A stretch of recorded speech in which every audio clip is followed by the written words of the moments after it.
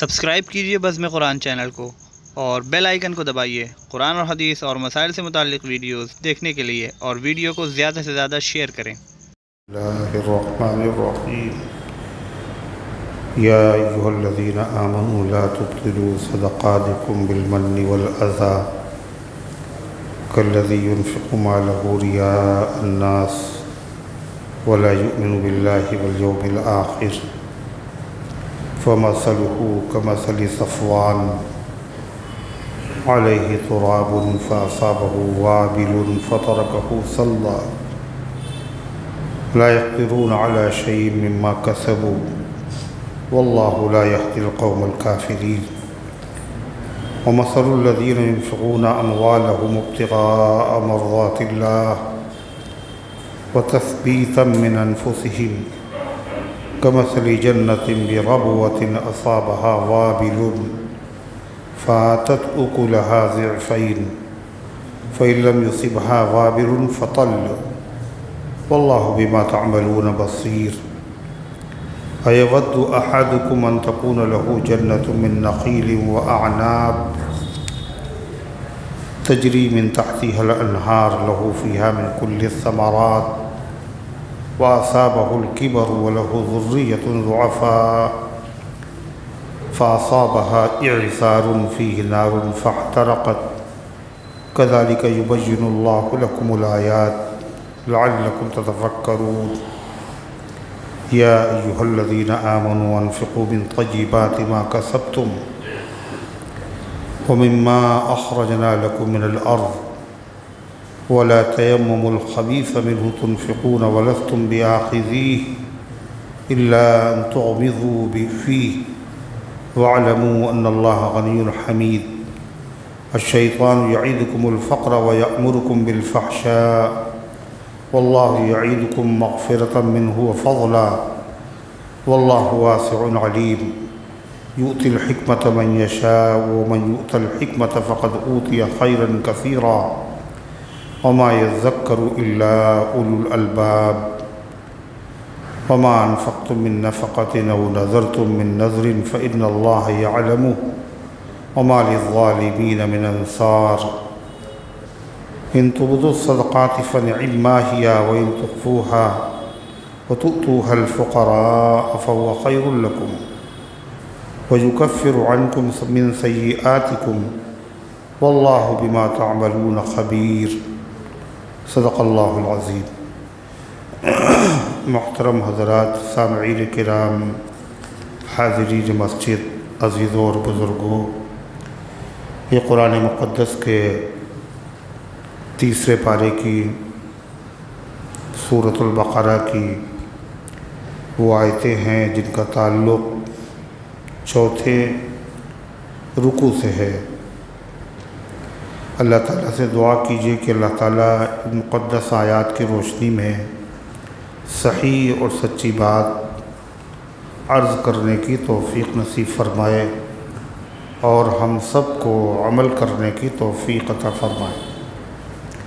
اس سے پہلے کی آیات میں اللہ تعالیٰ نے اپنے راستے میں اللہ کی رضا کے لیے مال خرچ کرنے کی ترغیب دی، شوق دلایا اور اس کے ثواب کو بیان کیا اور مثال دے کے سمجھایا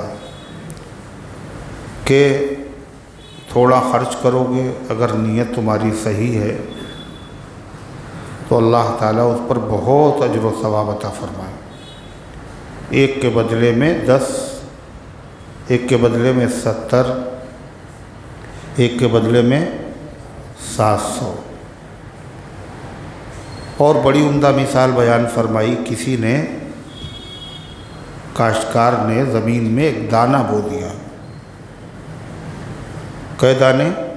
ایک۔ پھر اس سے ایک پودا نکلا، اس پودے میں 7 بالیاں ہیں۔ بالی کہتے ہیں جس میں دانے ہوتے، اس کو خوشہ بھی کہتے ہیں۔ کس نے بھر دی بالیوں سے خوشہ گندم کی جیب، خوشہ گندم گیہوں کا خوشہ، اس کی جیب کس نے بھر دی؟ موسموں کو کس نے سکھلائی ہے خوئے انقلاب؟ دانہ میں مٹی میں مل گیا، کیا معلوم کیا اس کے ساتھ ہو رہا ہے، مگر اللہ نے اسی ایک دانے سے ایک درخت پیدا کیا، اور پھر اس میں کتنی بالیاں آئیں؟ 7، اور ہر بالی میں 100 دانے، کتنے ہو گئے؟ 7۔ ایک دانے سے جس طرح اس کو 100 دانے حاصل ہو گئے، ایسے 1 روپیہ اگر وہ صدقہ کرے گا سچے دل سے تو اس کو ثواب کتنا ملے گا؟ 700 درہم کے خرچ کرنے کا، 700 روپے خرچ کرنے کا۔ پھر یہ بتایا یہ بھی آخری لیمٹ نہیں ہے، واللہ یضاعف لمن یشاء، اللہ جس کو چاہے گا اس سے زیادہ دے گا۔ چنانچہ اللہ تعالیٰ صحابہ کو اللہ کے راستے میں تمام خرچ کرنے والوں سے زیادہ عطا فرمائے گا۔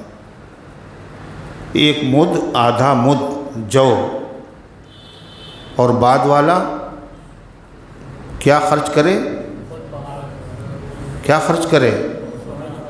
گیہوں نہیں، چنے نہیں، بلکہ سونا خرچ کرے۔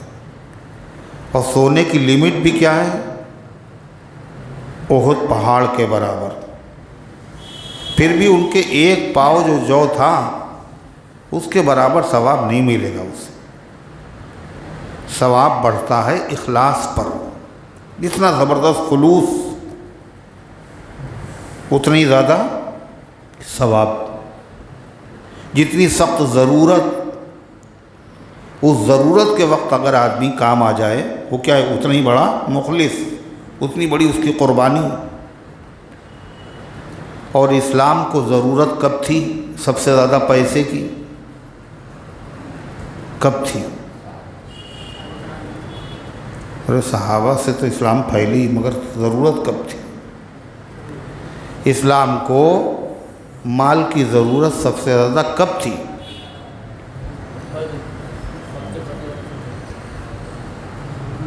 کب تھی بتائیے؟ بالکل شروع میں، بالکل شروع میں، جب جو اسلام لائے تھے وہ کون لوگ اسلام لائے تھے؟ بڑے بڑے لوگ نہیں اسلام لائے تھے پہلے، غریب غربا، کمزور، مسکین، ضعیف، غلام، کنیزیں، بلال، خباب، لبینہ، زنیرہ، نہدیہ، حمامہ، یہ سب کیا ہے؟ دبے کچلے لوگ۔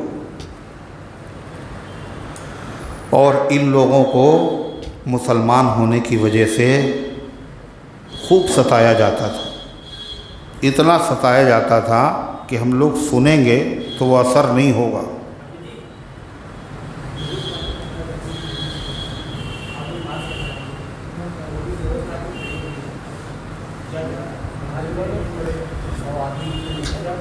ارے پھر بھی فاصلے سے بیٹھو تھوڑا۔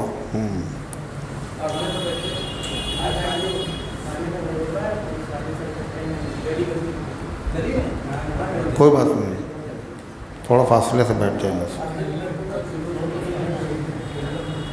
ارے ہاں پتہ ہے۔ تو کیا ہوتا؟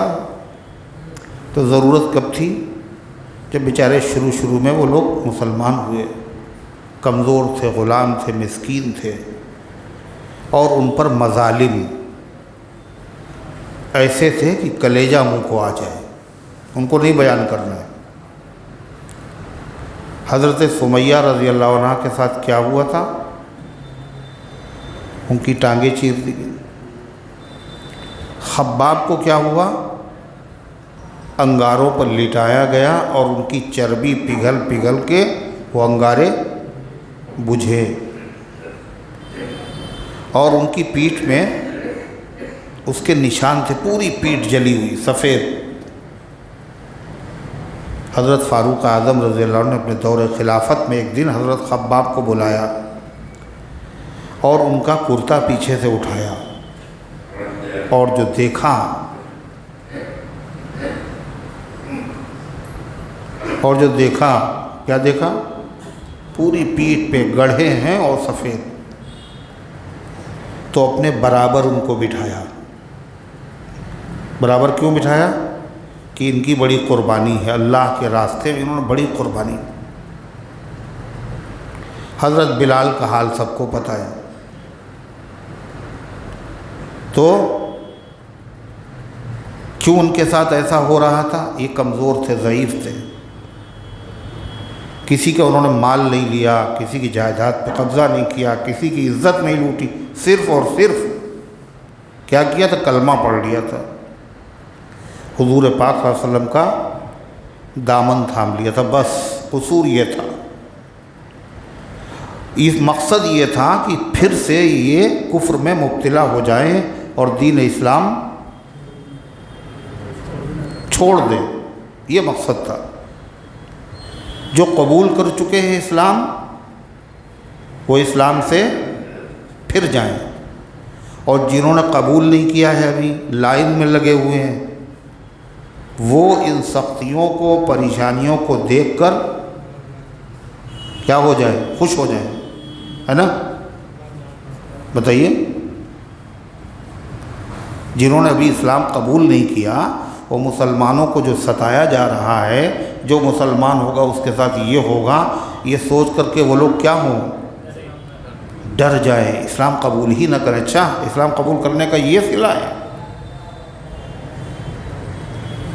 تو یہ سب اس لیے کارروائیاں ہو رہی تھیں، لیکن اللہ کے بندوں کو ان مصیبتوں سے نجات کون دلائے؟ اس لیے حضرت ابوبکر صدیق رضی اللہ عنہ کو اللہ نے اس کام کے لیے منتخب کیا۔ سب سے پہلے مسلمان بھی وہی ہوئے، اور سب سے پہلے اللہ کے راستے میں مال بھی کس نے خرچ کیا؟ ابوبکر صدیق ہی نے خرچ کیا۔ تو حضرت ابوبکر صدیق نے دیکھا کہ ستایا جا رہا ہے اسلام کی وجہ سے، تو اس کے مالک سے بات کی، اللہ سے ڈر نہیں لگتا؟ اتنا ظلم کر رہے ہو؟ اس نے کہا ڈھیر ہمدردی ہے تو خرید لو۔ صدیق اکبر نے فرمایا کتنے کے بیچو گے؟ کتنی قیمت چاہیے؟ تو وہ بہت چالاک تھا، اس نے کہا کہ 12 اوقیہ چاندی، یہ قیمت بہت تھی اس زمانے میں، اور ان کے بدلے میں جو آپ کے پاس ایک غلام ہے بہت خوبصورت رومی تاجر بھی ہے، وہ غلام بھی لیں گے اور 12 اوقیہ چاندی بھی۔ کس کے پاس تھی اتنے پیسے، کس کے پاس تھی اتنی چاندی، اور کس کے پاس اتنی دولت تھی؟ حضرت صدیق اکبر رضی اللہ تعالیٰ نے فرمایا مجھے یہ سودا منظور ہے، مجھے یہ سودا منظور ہے۔ تو اس کو بڑی حیرت ہوئی کہ ابوبکر تو بڑے ذہین آدمی ہیں،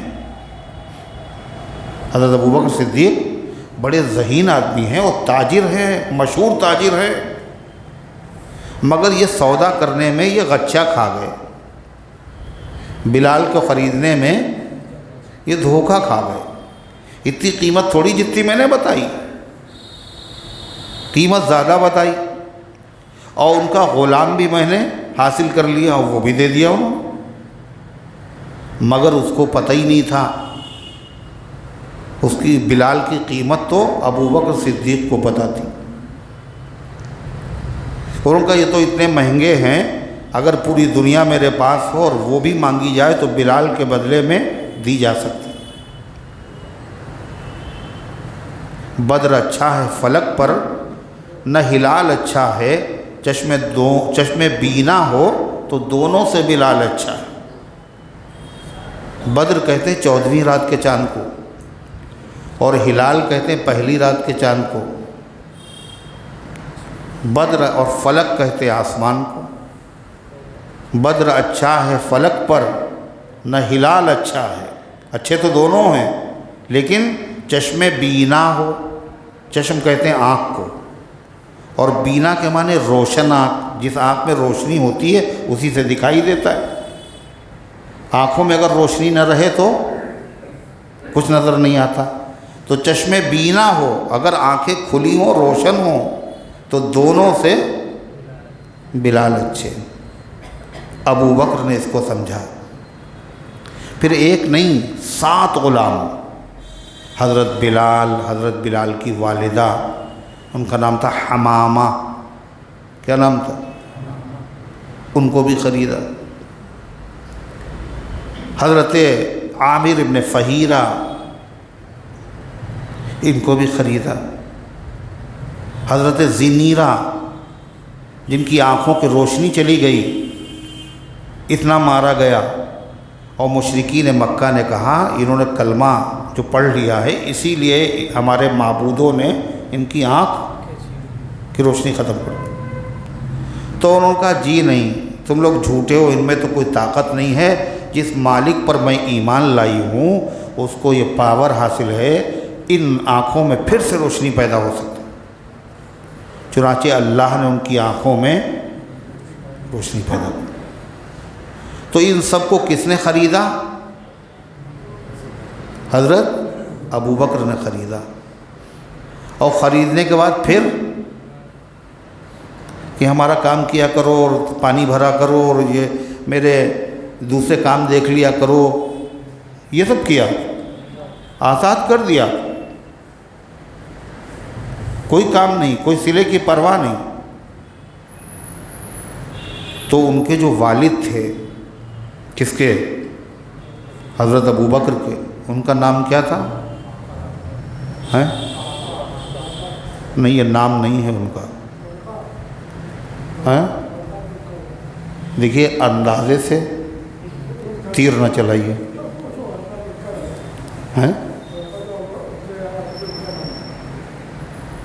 حضرت ابو بکر صدیق کے والد کا نام،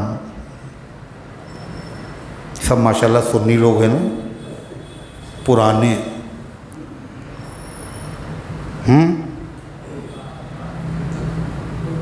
حضرت عثمان، ابو بکر صدیق کے والد کا نام ہے عثمان،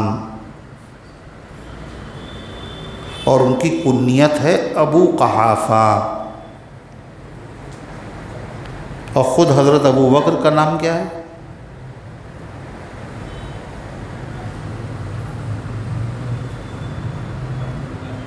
پھر بولے تم خالہ بازار سے آ کے بولتے ہو۔ ہاں بھائی، ابو بکر صدیق کا نام، یہ نام نہیں ہے ان کا ابو بکر، ان کا نام کیا ہے؟ ان کا نام عبداللہ ہے۔ کیا نام ہے؟ عبداللہ، اور کنیت ان کی ابو بکر ہے، والد کا نام عثمان ہے، اور کنیت ان کی ابو قحافہ ہے عبداللہ ابن حضرت عثمان نام ان کا ہے، عبداللہ ابن حضرت عثمان نام ان کا، عبداللہ عثمان کے بیٹے، کس کا نام ہے یہ؟ ابو بکر کا۔ لقب صدیق ہے، ابو بکر کنیت ہے، کنیت ہے ابو بکر۔ ابو بکر کے معنی کیا ہے؟ ابو بکر، ابو کے معنی باپ، اور ابو عمر، عمر کے باپ، ابو طلحہ، طلحہ کے باپ، ابو حذیفہ، حذیفہ کے باپ، اور ابو بکر، بکر کے باپ۔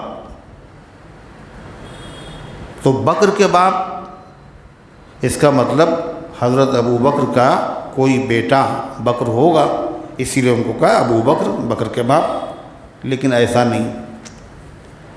ابو بکر صدیق رضی اللہ عنہ کے بیٹے تھے 3 اور بیٹیاں بھی تھیں 3۔ حضور پاک صلی اللہ علیہ وسلم کے بیٹے تھے 4 اور بیٹیاں بھی تھیں 4۔ صدیق اکبر کے جو بیٹے ہیں 3، ان میں سے کسی کا نام بکر نہیں ہے۔ کیوں؟ ان کا نام کیا ہے؟ پہلے بیٹے کا نام عبداللہ، ابو بکر صدیق کا نام عبداللہ، بیٹے کا نام بھی عبداللہ۔ کیوں؟ حضور پاک صلی اللہ علیہ وسلم نے فرمایا کہ اللہ کو 2 نام بہت پسند ہیں، ایک عبداللہ، دوسرے عبدالرحمن۔ تو جتنے صحابہ ہیں ان میں سے اکثر ایسے صحابہ ہیں جنہوں نے یہ حدیث سننے کے بعد ہماری طرح نہیں ہیں، یہ تو ہمارے خالازاد بھائی کا نام ہے، اور یہ تو پھوپھیزاد بھائی کا نام ہے، اور یہ تو ہمارے پڑوس والے کا نام ہے، اور پھر جو دادا کا نام ہو وہ پوتے کا نام کیسے رکھ دیا جائے؟ تو ابو بکر صدیق کا نام عبداللہ، اور ابو بکر صدیق کے خود جو بیٹے ہیں ان کا نام بھی عبداللہ۔ زیادہ تر صحابہ نے کیا کیا؟ اپنی پہلی اولاد کا نام عبداللہ رکھ دیا، اللہ کو یہی پسند۔ تو صدیق اکبر نے اپنے ایک بیٹے کا نام عبداللہ رکھا، اور دوسرا نام اللہ کو کیا پسند ہے؟ دوسرے بیٹے کا نام عبدالرحمن رکھ دیا۔ عبداللہ ابن ابی بکر اور عبدالرحمن ابن ابی بکر، 2 بیٹے ہوئے، تیسرے بیٹے۔ اللہ کے بعد سب سے اچھا نام کس کا ہے؟ حضور کا نام، اس لیے نام کیا رکھا؟ محمد ابن ابی بکر۔ تینوں ہو گئے، عبداللہ، عبدالرحمن اور محمد۔ اور بیٹیاں بھی 3 ہیں۔ ایک بیٹی جو بڑی بیٹی ہے ان کا نام ہے حضرت اسما، صدیق اکبر کی بیٹی، عبداللہ ابن زبیر کی والدہ، حضرت زبیر رضی اللہ عنہ کی بیوی، حضور پاک صلی اللہ علیہ وسلم کے چچا زاد بھائی، پھوپھی زاد بھائی عبداللہ، حضرت زبیر ان کی بیوی ہیں۔ اللہ کے نبی صلی اللہ علیہ وسلم حضور پاک صلی اللہ علیہ وسلم ابو بکر صدیق کے داماد ہیں، اور ابو بکر صدیق کے داماد حضور کے پھوپھی زاد بھائی حضرت زبیر۔ حضرت حسین رضی اللہ عنہ نبی کریم علیہ السلام کے نواسے ہیں، اور عبداللہ ابن زبیر ابو بکر صدیق کے نواسے۔ ان کا نام بھی اللہ کے نبی نے رکھا، ان کا نام بھی اللہ کے نبی نے رکھا۔ ان کی گھٹی بھی حضور صلی اللہ علیہ وسلم نے اپنے لعاب سے دی، ان کی گھٹی بھی اللہ کے نبی نے اپنے لعاب سے دی۔ حضرت حسین رضی اللہ عنہ کے کان میں اذان حضور صلی اللہ علیہ وسلم نے کہی، اور عبداللہ ابن زبیر کے کان میں اذان حضرت صدیق اکبر نے کہی۔ حضرت حسین رضی اللہ عنہ محرم میں شہید ہوئے، نبی کے نواسے، اور ابو بکر کے نواسے حرم میں شہید ہوئے، حرم میں شہید۔ جب پیدا ہوئے تو اللہ اکبر لوگوں نے کہا، اور جب شہید ہوئے تو لوگوں نے اللہ اکبر کہا۔ مدینے میں سب سے پہلے پیدا ہونے والا جو بچہ ہے جس پہ بڑی خوشیاں منائیں مسلمانوں نے، وہ حضرت صدیق اکبر کے نواسے حضرت عبداللہ ابن زبیر ہے۔ تو حضرت اسما بڑی بیٹی۔ دوسری بیٹی کون ہے؟ حضرت عائشہ صدیقہ طاہرہ سلام اللہ علیہا ام المومنین۔ حضرت ابوبکر صدیق ان کی بڑی عزت کرتے تھے، بڑا احترام کرتے تھے، اور ان کو ماں کہتے تھے۔ بیٹی تھی مگر ماں کہتے تھے۔ کیوں؟ وہ تمام ایمان والوں کی ماں ہیں، تمام ایمان والوں کی ماں ہیں۔ ظاہر بات صدیق اکبر کیا ہیں؟ وہ تو سرتاج اہل ایمان، ایمان والوں کے سردار ہیں، ام المومنین۔ بڑی رعایت، بڑی محبت۔ 2 بیٹیاں ہوئیں۔ حضرت صدیق اکبر رضی اللہ تعالیٰ عنہ کی تیسری بیٹی، اور ابوبکر صدیق کی کرامت، جب ان کی وفات کا وقت آیا، کس کی؟ حضرت ابوبکر صدیق رضی اللہ عنہ کی، تو انہوں نے عائشہ صدیقہ رضی اللہ عنہا سے کہا کہ تم میری سب سے چہیتی اولاد ہو، سب سے چہیتی اولاد تم، اور ہم نے تمہیں ایک باغ دیا تھا ہدیے میں، تحفے میں، گفٹ میں ہم نے تمہیں ایک باغ دیا تھا، لیکن تم نے اس باغ پر قبضہ نہیں کیا تھا، دیا تھا زبانی یہ باغ تمہارا ہے مگر قبضہ نہیں ہوا تمہارا، تم نے اس کو اپنی تحویل میں نہیں لیا تھا۔ دیکھو اب اس میں صرف تمہارا حصہ نہیں ہے، میری وفات کے بعد اس میں وراثت جاری ہوگی، اپنے بھائیوں کو بھی دینا اور اپنی بہنوں کو بھی دینا، اپنے بھائیوں کو بھی خیال رکھنا، اپنی بہنوں کا بھی خیال رکھنا۔ حضرت عائشہ صدیقہ رضی اللہ عنہ نے عرض کیا کہ ابا جان اگر وہ میرے قبضے میں بھی ہوتا اور پھر آپ کہتے کہ اس میں بھائی بہنوں کو شریک کر لینا، جب بھی مجھے کوئی تکلف نہ ہوتا ہم آپ کے فیصلے پر راضی رہتے اور ہم خیال رکھیں گے، لیکن ایک سوال ہے۔ عائشہ صدیقہ نے کہا کہ ایک سوال، کیا سوال ہے؟ آپ نے کہا اپنے بھائیوں کا خیال رکھنا اور اپنی بہنوں کا خیال رکھنا۔ بھائیوں کا خیال رکھنا تو سمجھ میں آیا، کیوں؟ میرے بھائی کئے ہیں؟ 3 ہیں، مگر یہ بہنوں کا خیال رکھنا یہ تو سمجھ میں نہیں آیا، میری ایک ہی تو بہن ہے۔ کون ہے وہ؟ کون ہے وہ؟ ہے بھائی؟ دیکھیے اتنی جلدی بھولتے ہیں۔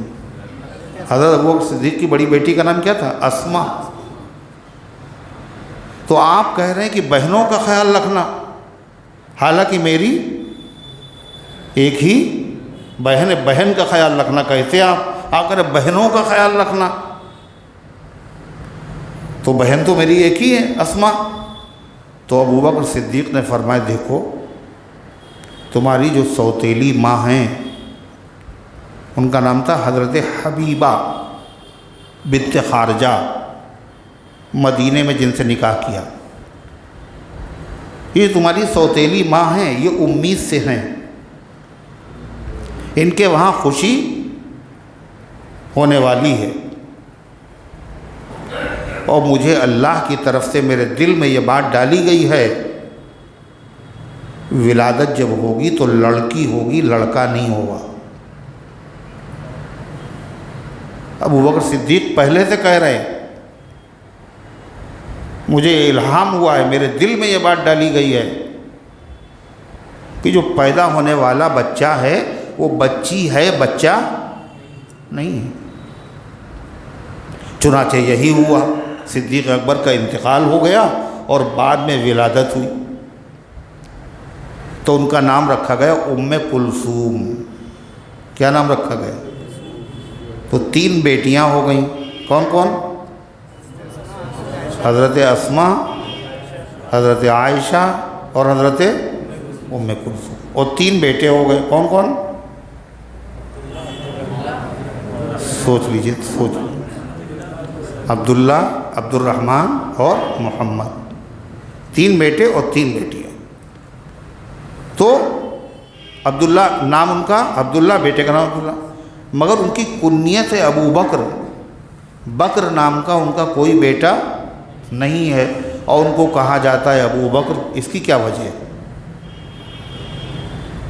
اس کی کیا وجہ ہے؟ اس کی وجہ یہ ہے کہ جب کسی چیز میں، کسی آدمی میں کسی چیز کا غلبہ ہوتا ہے تو عرب لوگ پھر اس کے شروع میں لفظ اب لگا دیتے ہیں، جیسے ابو ہریرہ۔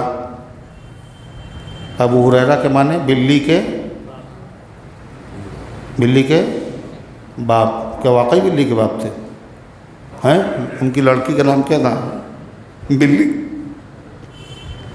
ان کو بلی سے محبت بہت، ہر وقت بلی سے اپنے تعلق، تو حضور پاک صلی اللہ علیہ وسلم نے ان کو یہ نام دے دیا ابو ہریرہ، بلی کے باپ۔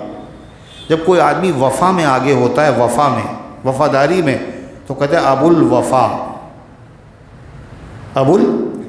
حالانکہ وفا اس کے بیٹے کا نام نہیں ہے، مگر وفا میں سب سے آگے ہے تو ابو الوفا، تقریر میں بہت آگے ہے، بیان کرنے میں تو ابو البیان، اس طرح کی کنیت رکھ دی جاتی ہے۔ تو حضرت ابوبکر صدیق رضی اللہ عنہ کو جو ابو بکر کہا گیا، وہ اس لیے نہیں کہا گیا کہ بکر نام کا ان کا بیٹا تھا، بلکہ یہ ان کی کنیت رکھ دی گئی۔ کیوں رکھی گئی؟ بکر کے معنی عربی میں جوان اونٹ کے ہیں۔ کس کے؟ یہ بہت معلومات کی ضرورت ہے، یہ چیز معلوم ہونا چاہیے۔ بکر کے معنی جوان اونٹ۔ تو ابو بکر کیوں کہا جاتا ہے ان کو اونٹوں کو پالنے کا بڑا شوق تھا، بڑی دلچسپی تھی، اور لوگوں کے مقابلے میں اونٹوں کی تعداد ان کے وہاں زیادہ تھی۔ اونٹوں میں اچھا کون سا ہے، خراب کون سا ہے، عیب کس میں ہوتا ہے، یعنی اونٹوں کے فن کے ماہر کون تھے، اس لیے ان کو کہا ابو بکر ہیں۔ دوسری وجہ علماء نے یہ لکھی ابو بکر کہنے کی کہ بکر کے معنی ہے پہلی چیز، بکر معنی پہلی چیز۔ بکرا، قرآن میں بکرتم و اصیلا، اللہ کی تسبیح بیان کرو صبح اور شام۔ تو صبح کا جو پہلا حصہ ہے کون سا ہے؟ فجر، اس وقت تسبیح بیان کرو۔ شام کا جو حصہ ہے عصر اور مغرب، اس میں تسبیح بیان کرو۔ اسی طریقے سے باکورہ اس پھل کو کہا جاتا ہے جو سب سے موسم میں سب سے پہلے آتا ہے۔ تو ابو بکر کو ابو بکر کیوں کہا گیا؟ اس لیے کہ انہوں نے اسلام کی طرف سب سے پہلے پہل کی، سب سے پہلے اسلام قبول کیا، اس لیے ان کو ابو بکر کہا گیا۔ لیکن یہ عجیب بات ہے، ابو بکر ان کا نام اسلام قبول کرنے کے بعد نہیں ہوا، ان کی کنیت پہلے سے ان کو ابو بکر کہا جاتا ہے۔ پھر اس کا ریزن کیا ہے ابو بکر کہنے کا؟ اسلام تو بعد میں قبول کیا انہوں نے، ابو بکر پہلے سے ہیں۔ زمانے جاہلیت میں بھی ان کو کفر کے زمانے میں جو لوگ کافر کفر میں مبتلا تھے، اس لیے کہ ابو بکر صدیق رضی اللہ عنہ نے کبھی بھی کسی بت کے آگے سجدہ نہیں کیا، اور کبھی شراب کو ہاتھ نہیں لگایا۔ ایسی اللہ نے فطرت سلیمہ عطا فرمائی تھی۔ تو جو کفر میں جو لوگ مبتلا تھے وہ لوگ ان کو ابو بکر کہتے تھے۔ تو پھر ابو بکر کہنے کی وجہ کیا ہے؟ امام زمخشری رحمۃ اللہ علیہ فرماتے ہیں ابو بکر کہنے کی وجہ یہ ہے، ابو بکر کے معنی ہیں ہر چیز میں آگے رہنے والا، ہر چیز میں آگے رہنے والا، ہر کار خیر میں، ہر نیک کام میں، ہر اچھے عمل میں جو سب سے آگے رہے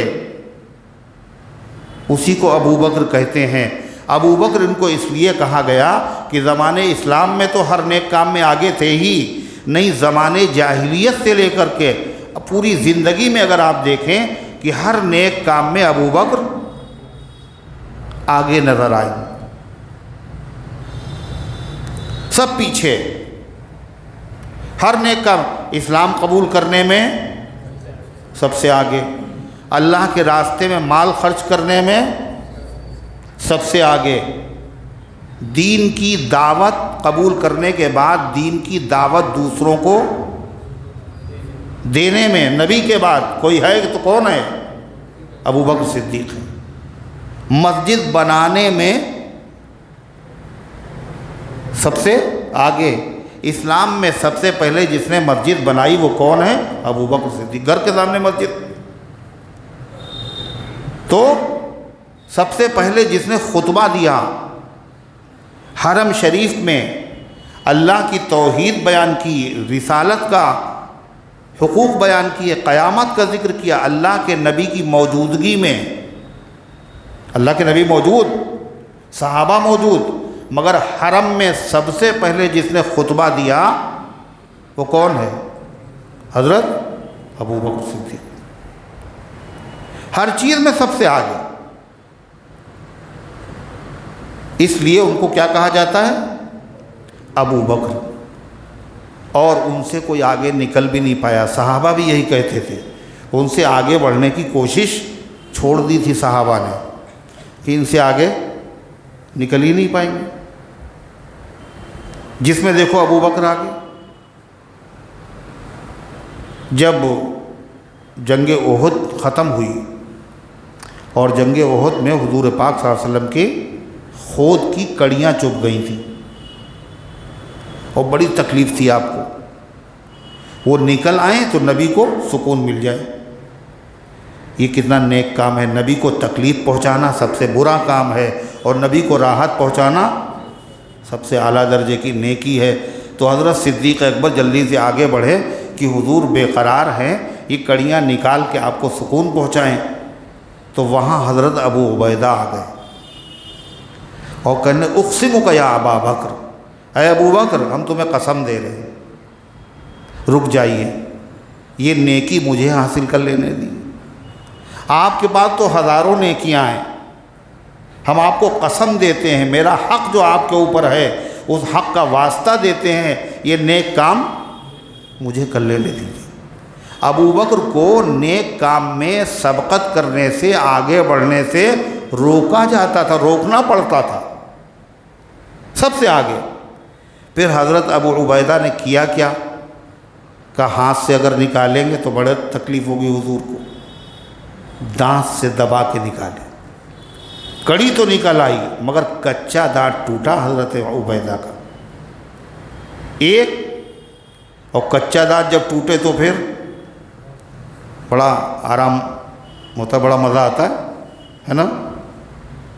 دانت کا درد اللہ نہ کرے کسی کے ہو، ٹوٹا نہیں ہے، سالی درد ہو رہا ہے، تڑپ رہا ہے، اور کچا دانت ٹوٹے تو کتنی تکلیف ہوگی۔ یہاں تو ڈاکٹر اگر نکالتا ہے تو پہلے سن کرتا ہے، تکلیف کم محسوس ہو۔ وہاں دانت ٹوٹ رہا ہے، باقاعدہ خون کا فوارہ جاری ہو گیا، مگر کڑی سے نکال لی، مگر ایک ابھی باقی ہے۔ اب ہمت ہار جائیں تو دوسرے دانت سے انہوں نے دوسری کڑی کو دبایا اور اس کو کھینچا، کیا ہو گیا؟ دانت تو نکل رہا تھا، کڑی نکل آئی مگر دانت شہید ہو گئے۔ حضرت ابو عبیدہ رضی اللہ عنہ نے اتنی قیمتی چیز نبی کے عشق و محبت میں نثار کر دی۔ یہ معمولی قربانی نہیں ہے، بہت ہی عظیم الشان قربانی ہے۔ اچھا، جس آدمی کے دانت ٹوٹ جائیں وہ کیسا لگتا ہے؟ کیوں حاجی صاحب؟ اور سامنے کے دانت بد شکل لگے گا نہیں لگے گا؟ بہت خراب لگے گا۔ مگر صحابہ کہتے ہیں چونکہ نبی کی خاطر انہوں نے یہ کیا تھا، اس لیے کہ کوئی ایسا آدمی جس کے دانت ٹوٹے ہوں اور وہ خوبصورت لگتا ہو، ابو عبیدہ کے علاوہ کوئی نہیں تھا۔ یہ اللہ نے ان کو صلہ عطا فرمایا۔ اور حضرت فاروق اعظم، اللہ اکبر، کتنی نیکیاں ہیں ان کے پاس، آسمان کے ستاروں کے برابر۔ وہ ستارے گن سکتا ہے کوئی؟ آج کل تو جلدی جلدی گننے کی مشینیں بھی آ گئیں کہ آج بھی نہیں گن سکتا کوئی۔ اس کے باوجود حضرت عمر کہتے ہیں کہ حضور پاک صلی اللہ تعالیٰ علیہ وسلم کے پر جب ایمان ابو بکر صدیق لائے تو پتہ کتنے درہم تھے ان کے پاس؟ 40,000۔ اس زمانے میں کتنے درہم؟ 40,000۔ اور سامان تجارت جو بیچتے تھے کپڑے، اس کی مالیت الگ، اور سب کا سب اسلام کی خدمت میں، نبی کی راحت کے لیے، اللہ کو راضی کرنے کے لیے ابو بکر صدیق نے قربان کر دیا، غلاموں کو خریدا۔ پھر اس کے بعد کیا ہوا؟ اس کے بعد کیا ہوا؟ ہجرت کا واقعہ، ہجرت کا سفر، حضور صلی اللہ علیہ وسلم نے فرمایا ابو بکر تم کہیں نہ جانا، اب تم ہمارے ساتھ چلنا۔ اتنا کافی تھا، 2 اونٹنیاں خریدی۔ کس نے؟ صدیق اکبر۔ ضرورت پڑ گئی، ایسے چلے جائیں گے مدینے، کون خرید رہا ہے؟ ابو بکر صدیق۔ کتنے کی خریدی؟ سب کچھ لکھا ہوا ہے، 800 درہم میں، 800 درہم میں خریدی۔ اور اس کے بعد دونوں کو پیش کیا، حضور جس کو آپ پسند کریں اس پہ سوار ہو جائے۔ 4 مہینے پہلے سے خرید کر کے ایک آدمی کے حوالے کر دیا، ان کو کھلاؤ اور پلاؤ، جب ہم کہیں تو لے کے آ جانا۔ 4 مہینے پہلے۔ باقی جو بچا مدینے پہنچنے کے بعد جہاں اونٹنی آپ کی بیٹھی تھی وہاں حضور پاک صلی اللہ علیہ وسلم نے فرمایا یہاں مسجد بنائیں گے۔ وہ جگہ کس کی تھی؟ 2 یتیم بچوں کی تھی، سہل اور سہیل۔ آپ نے ان کو بلایا، ان کو پتہ چلا مسجد بنے گی، ان کا حضور اس کو مفت لے لیجئے بلا معاوضہ۔ آپ نے فرمایا نہیں، ابو بکر صدیق اس کی قیمت ادا کرو۔ 10 دینار قیمت اس مسجد کی زمین کی خریداری کی کس نے ادا کی؟ کس نے ادا کی؟ ابو بکر صدیق نے ادا کی۔ اللہ کے نبی نے ایک مرتبہ فرمایا کہ حضور صلی اللہ علیہ وسلم جو ہے وہ ابو بکر کے مال کو ایسے خرچ کرتے تھے جیسے آدمی اپنے ذاتی مال کو خرچ کرتا ہے۔ اور آپ نے کہا ابو بکر کے مال سے جتنا مجھے نفع ہوا اتنا کسی کے مال سے نہیں ہوا، تو صدیق اکبر کی آنکھوں میں آنسو آ گئے اور کہنے حضور میں بھی آپ کا ہوں اور میرا مال بھی آپ ہی کا تو ہے۔ تو وہ زمین بھی خریدی۔ اس مسجد میں ایک نماز کا ثواب 50,000 نمازوں کے برابر ہے۔ اور خریدی ہوئی کس کی ہے؟ صدقہ جاریہ ہے۔ یہ کتنا مضبوط صدقہ جاریہ ہے، یہ کتنے لوگ وہاں نماز پڑھتے ہیں اور ان کا ثواب ان کو بھی ملتا ہے اور صدیق اکبر کو کتنا ثواب ملتا ہو۔ مسجد بڑی ہوئی، مسجد بڑی ہوئی، وہ بہت بڑی ہے الحمدللہ، اور ابھی اور بڑی ہوتی چلی جائے گی۔ اور ہر مسجد میں کہیں بھی نماز پڑھو 50,000، لیکن مسجد کا وہ حصہ زیادہ مبارک ہے جو زمین خریدی ہوئی کس کی ہے؟ بولو حضرت ابو۔ کیوں؟ ابو بکر صدیق نے جو حصے کی زمین خریدی تھی اسی زمین پر کیا ہے؟ نبی کریم علیہ السلام کی مبارک محراب ہے۔ آپ کا مبارک منبر کہاں ہے؟ اسی زمین میں۔ ریاض الجنہ کہاں ہے؟ جنت کی کیاری کہاں ہے؟ اسی زمین میں۔ پھر حضرت عثمان غنی رضی اللہ عنہ نے حضور صلی اللہ علیہ وسلم کے زمانے میں 2 مرتبہ مسجد بنائی گئی، 2 مرتبہ۔ ایک مرتبہ زمین تو صدیق اکبر نے خریدی، خیبر کی جنگ کے بعد پھر اس مسجد میں تنگی پیدا ہوئی، لوگ زیادہ ہو گئے، تو پڑوس میں ایک انصاری صحابی کا مکان تھا، وہ غریب آدمی تھے۔ حضور پاک صلی اللہ علیہ وسلم نے فرمایا کہ یہ میرے ہاتھ بیچ لو، تم یہ زمین میرے ہاتھ فروخت کر دو، ہم اس کو مسجد میں شامل کریں گے، اور قیمت میں کیا پتہ ہے تمہیں ملے گا؟ جنت۔ کاہے کے بدلے میں بیچ دو؟ جنت کے بدلے میں یہ تمہاری زمین خریدنا چاہتا ہوں۔ مگر وہ صحابی غریب، اور کچھ تھا نہیں ان کے پاس، بچے بھی ان کے پاس، اس لیے وہ بغیر کسی معاوضے کے مسجد نبوی کی توسیع کے لیے اپنا مکان دے نہیں پائے۔ کیسی مجبوری رہی ہوگی اور کیسا دل ان کا مسمسا کے رہ گیا ہوگا کہ جنت کے بدلے میں زمین بک رہی تھی، مگر کیا کریں، کہاں جائیں گے، سر کہاں چھپائیں گے، بچوں کو لے کے کہاں جائیں گے۔ مگر یہ سعادت اللہ نے کسی اور کے مقدر میں لکھی تھی۔ حضور صلی اللہ علیہ وسلم نے جب ان سے یہ بات کہی تھی تو وہاں حضرت عثمان بھی تھے۔ کون؟ حضور کے داماد۔ تو دیکھا جب انہوں نے مجبوری ظاہر کی حضور ہم نہیں دے سکتے بغیر معاوضے کے، تو حضرت عثمان ان کے پاس گئے اکیلے میں، وہ کہنے ایسا ہے تم میرے ہاتھ اس کو بھیج دو، جتنے پیسے بتاؤ، تو 10,000 دینار، کتنے؟ 10,000 دراہم۔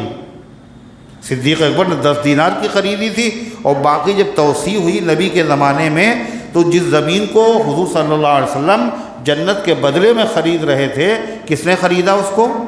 حضرت عثمان۔ اور خریدنے کے بعد وہ پیسے ان کو دے دیے، حضور کے پاس آئے، کہنے اللہ کے رسول آپ نے کہا تھا کہ یہ جو آدمی اس زمین کو بیچ دے جنت کے بدلے میں، جو آدمی جنت کے بدلے میں بیچ دے تو اس کو جنت ملے گی، جو میرے ہاتھ بیچ دے اسے جنت ملے گی۔ حضور یہ آپ مجھ سے خرید لیے جنت کے بدلے میں، یہ زمین اب میری ہے، اب آپ مجھ سے جنت کے بدلے میں خرید لیجئے۔ اور حضرت عثمان غنی رضی اللہ تعالیٰ عنہ نے وہ زمین مسجد نبوی میں وقف کر دی۔ وہاں لکھا ہوا ہے حد مسجد النبی، اللہ کے نبی کی مسجد کی حد، یعنی حضور صلی اللہ علیہ وسلم کے زمانے میں مسجد کہاں تک تھی؟ صدیق اکبر کی خریدی ہوئی اور حضرت عثمان کے، باقی اب تو ماشاءاللہ کہاں تک جا رہی ہے، تو غرضے کی صدیق اکبر رضی اللہ عنہ وہ بھی خرید لی۔ اب کیا بچا؟ کتنا مال تھا ان کے پاس؟ اب وہ غزوہ تبوک آ گیا، آخری غزوہ۔ حضور صلی اللہ علیہ وسلم نے اعلان کیا جو آدمی لشکر اسلام کا انتظام کرے اس کے لیے جنت۔ حضرت عثمان غنی نے تہائی لشکر کا انتظام کیا۔ تہائی لشکر کتنا والا لشکر کتنا تھا؟ 30,000 30,000 افراد پہ مشتمل تھا، تو تہائی کتنا ہوا؟ 10,000 کا پورا خرچہ کس نے اٹھایا؟ حضرت عثمان نے۔ اس کے علاوہ 1,000 اونٹ، 70 گھوڑے، 1,000 دینار الگ سے دیا۔ عبد الرحمن بن عوف بھی آ رہے ہیں، اور اپنی اپنی حیثیت کے اعتبار سے سب لوگ لے کر کے آ رہے ہیں۔ ایک صحابی کیا لے کے آئے کہ حضور نے کہا تھا اللہ کے راستے میں دو، اور میرے پاس تو ہے ہی نہیں دینے کے لیے، مگر حضور نے کہا تھا کیا کریں؟ محنت مزدوری کرنے لگے۔ چند کلو کھجوریں ملی، وہی لاکے پہ حضور یہ قبول کر لیجیے۔ اللہ کے نبی نے ان کی کتنی قدر کی، آپ نے پورے ڈھیر کے اوپر وہ کھجوریں پھیلا دی، سب سے اوپر، برکت کے لیے۔ یہ محنت اور مزدوری کر کے کیا ہوا صدقہ ہے۔ حضرت عمر کہتے ہیں، خود ان کا بیان ہے، کہنے جب حضور نے اعلان کیا تو میں بہت خوش ہوا۔ اور کیوں خوش ہوا؟ اس دن میرے پاس مال بہت تھا، اتفاق تھا، اور دل میں فوراً خیال آیا آج تو ابو بکر سے آگے نکل ہی جائیں گے ہم، یہ ان کے پاس تو ہے نہیں، وہ تو سب لٹا چکے، آج وسلم کی خدمت میں آئے۔ تو اللہ کے نبی نے کیا پوچھا؟ بڑا دلچسپ سوال ہے۔ آپ نے کہا یا عمر ما ابقیت لی اہلک، عمر تم نے اپنے گھر والوں کے لیے کیا چھوڑا؟ سمجھ رہے ہیں نہیں بات؟ کیا اللہ کے راستے میں سارا مال دے دیا کیا تم نے؟ گھر والوں کا بھی حق ہے تمہارے، بیوی بچے کا بھی حق ہے۔ یہ مت سوچو اللہ کے راستے میں جا رہے ہیں اللہ خود ہی انتظام کرے گا۔ یہ کون سب سے بڑے مبلغ، سب سے بڑے داعی، اللہ کے پیغمبر صلی اللہ علیہ وسلم کی امت کو تعلیم دے رہے ہیں۔ صحابہ جیسا ایمان بھی کسی کے پاس نہیں، ان جیسا اللہ پہ بھروسہ بھی کسی کے پاس نہیں، مگر آپ نے پہلا سوال کیا کیا؟ ما بقیت لی اہلک، میاں بیوی بچوں کے لیے کیا چھوڑا؟ ہم لوگوں کا معاملہ کیا ہے؟ یا ادھر یا پھر ادھر، بیلنس نہیں ہے۔ غلبہ ہو گیا تو کہنا یہ بیوی بچے سب اللہ کے حوالے، ہم جا رہے ہیں اللہ کے راستے۔ کہاں سے کھائیں گے، کہاں سے کمائیں گے، ان کی دوا اور علاج معالجہ کیا ہوگا؟ کہ جب اللہ کے راستے میں جا رہے ہیں تو اللہ ان کو بھوکوں تھوڑی مار دے گا۔ اللہ کے نبی کیا کہہ رہے ہیں؟ حضرت عمر جیسے شخص سے ما ابقیت لی اہلک، گھر والوں کے لیے کیا چھوڑا ہے؟ تو حضرت عمر رضی اللہ عنہ نے عرض کیا ہے نصف مال فرزند و زن کا حق۔ حضور علامہ اقبال نے بتایا، یہ واقعہ بیان نقل کیا ہے، کہا کہ ایک دن رسول پاک نے اصحاب سے کہا، دیں مال راہ حق میں جو ہوں تم میں مالدار۔ علامہ اقبال کی نظم ہے باقاعدہ۔ ارشاد سن کے فرط طرف سے عمر اٹھے خوشی سے، اس روز ان کے پاس تھے درہم کئی ہزار، خوشی خوشی۔ اور جب لے کے آئے بولے حضور چاہیے فکر عیال بھی۔ حضور نے پوچھا میاں گھر والوں کو بھی فکر کرنا ہے تمہیں؟ ہے مومن ہے اپنے خیش و اقارب کا حق گزار، ایک مومن پر اللہ اس کے رسول کا بھی حق ہے اور رشتہ داروں اور بیوی بچوں کا بھی حق ہوتا ہے۔ تو کی عرض نصف مال ہے فرزند و زن کا حق۔ حضرت عمر نے کہا آدھا مال تو بیوی بچوں کا حق ہے، باقی جو ہے وہ ملت بیضا پہ ہے نثار، باقی مال اللہ کے نبی کی شریعت پہ قربان۔ اتنے میں وہ رفیق نبوت بھی آ گیا۔ یہ باتیں ہو ہی رہی تھی، کون آ گیا؟ رفیق نبوت، مصطفیٰ کا ہم سفر کون ہے؟ حضرت ابوبکر۔ اتنے میں وہ رفیق نبوت بھی آ گیا جس سے بنائے عشق و محبت ہے استوار، جن کے ذریعے سے عشق و محبت کا محل قائم ہے، عشق و محبت کی بنیاد جن کے سے مضبوط ہے۔ لے آیا اپنے ساتھ وہ مرد وفا سرشت، ہر چیز جس سے چشم جہاں میں ہو اعتبار، وہ اپنے ساتھ ہر وہ چیز لے آئے جس کو بھی قدر کی نگاہ سے دیکھا جائے وہ سب کچھ اٹھا لائے۔ اللہ کے نبی نے یہی سوال حضرت ابوبکر سے بھی کیا، ما ابقیت لی اہلک، گھر والوں کے لیے کیا چھوڑا؟ تو حضرت ابوبکر صدیق کا جواب کیا تھا؟ ابقیت اللہ و رسولہ، اللہ اس کے رسول کو چھوڑا ہے، اس کے علاوہ ہم نے کچھ نہیں چھوڑا۔ پروانے کو چراغ ہے بلبل کو پھول بس، صدیق کے لیے ہے خدا کا رسول بس۔ تو حضرت عمر نے کیا کہا میں نے اپنے دل میں طے کر لیا، کیا؟ ابوبکر سے میں کبھی آگے نہیں بڑھ سکتا، ختم قصہ۔ ہم نے اپنے گھوڑے پیچھے کر لیے، ان سے تو آگے نہیں نکلا جا سکتا۔ یہاں ایک سوال ہو سکتا ہے کہ دیکھیے ابوبکر نے تو پورا مال صدقہ کر دیا تھا، ہے نا؟ کچھ بھی نہیں رکھا گھر پہ، سب کچھ اللہ کے راستے میں دے دیا، اور آپ ابھی کہہ رہے تھے اللہ کے راستے میں سب کچھ نہ دو۔ میاں ابوبکر جیسا ایمان بھی اگر ہو تو ابوبکر کی نقل کر لو۔ ابوبکر جیسا ایمان تو کسی کے پاس نہیں۔ اگر ترازو کے ایک پلے میں ابوبکر کا ایمان رکھا جائے اور دوسرے پلے میں تمام ایمان والوں کا ایمان رکھ دیا جائے، وہی پلہ جھکے گا اس میں ابوبکر کا ایمان۔ شیعہ صاحبان کی کتاب ہے، اس میں لکھا ہوا ہے کہ ابوبکر صدیق جو ہیں یہ اگر صحابہ سے آگے ہیں، اللہ کے نبی صحابہ سے کہتے تھے کہ ابوبکر تم سے نماز و روزے میں نہیں بڑھے ہوئے ہیں، نمازیں ہو سکتا تمہاری زیادہ ہوں اور روزے ہو سکتا ہے تمہارے زیادہ ہوں۔ ابوبکر کے دل میں ایک ایسی چیز ہے جس کی وجہ سے وہ سب سے آگے، اور دل میں کیا چیز ہوتی؟ ایمان ہوتا ہے۔ تو صدیق اکبر کی نقل ہر آدمی کے بس کی بات نہیں ہے، اگر کرے گا تو کیا ہوگا؟ جو کچھ ہے وہ بھی کھو جائے گا، توکل وہ کہاں سے لائے گا، اعتماد بھروسہ کہاں سے لائے گا؟ یہ تو ہوئے حضرت عمر۔ حضرت علی سے پوچھے، حضرت علی بیٹھے ہوئے تو دیکھا کچھ لوگ ابوبکر کا ذکر کرنے لگے، کہنے لگے السباق تذکرون۔ حضرت علی حضرت ابوبکر کا نام رکھتے سباق، یہ سابق ہے نا، حافظ سابق، سابق مانے آگے بڑھنے والا، اور سباق کے معنی بہت آگے بڑھنے والا۔ تو حضرت علی کہتے تھے حضرت ابوبکر کے بارے میں السباق یذکرون، کہ تم سب سے آگے بڑھنے والے کا ذکر کر رہے ہو، جو سب سے آگے نکل جاتا اس کا ذکر کر رہے ہو۔ پھر کہنے لگے اللہ کی قسم جس نیک کام میں ہم نے آگے بڑھنے کی کوشش کی، ہم نے کا مطلب ہم صحابہ نے، دیکھا اس نیک کام میں ہم سب سے آگے کون کھڑا ہے؟ حضرت ابو بکر صدیق کھڑے ہوئے ہیں. تو ان کا نام ابو بکر کیوں ہے؟ ہر نیکی میں، ہر اچھے عمل میں، اسلام سے پہلے بھی اور اسلام کے بعد بھی سب سے آگے رہنے والے کون تھے؟ ابو بکر تھے. اس لیے ان کا نام ابو بکر ہوا.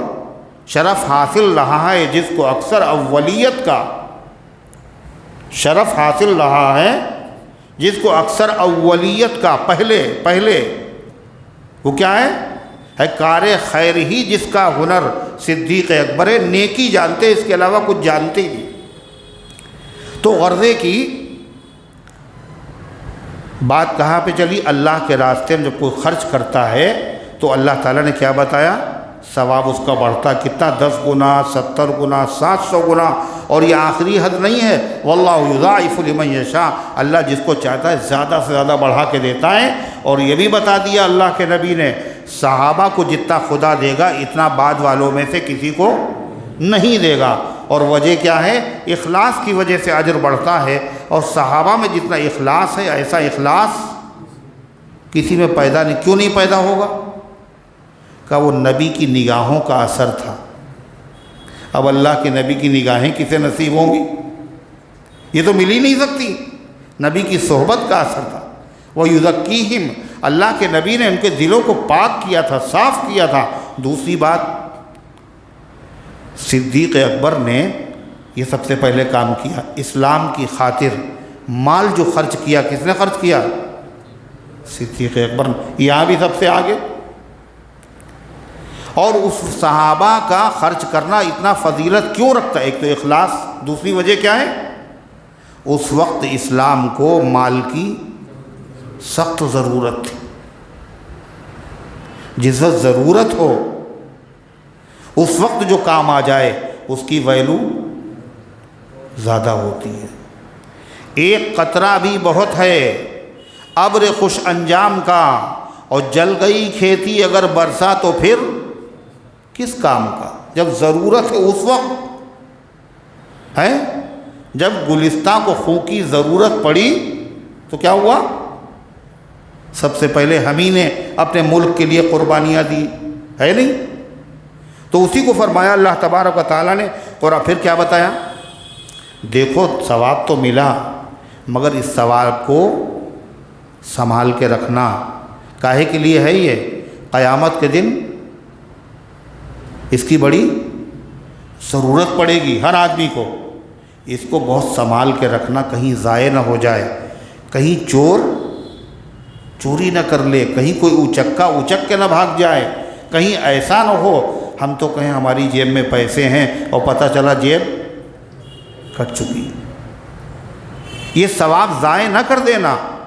اللہ کا کرم احسان کہہ رہا تم تھوڑا دو گے ہم ثواب تمہیں بہت دیں گے. اور یہ بھی اللہ کا احسان، اس ثواب کو بچا کے رکھنا.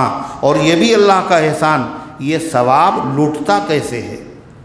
یہ ثواب ضائع کیسے ہو جاتا ہے؟ یہ ثواب ختم کیسے ہو جاتا ہے؟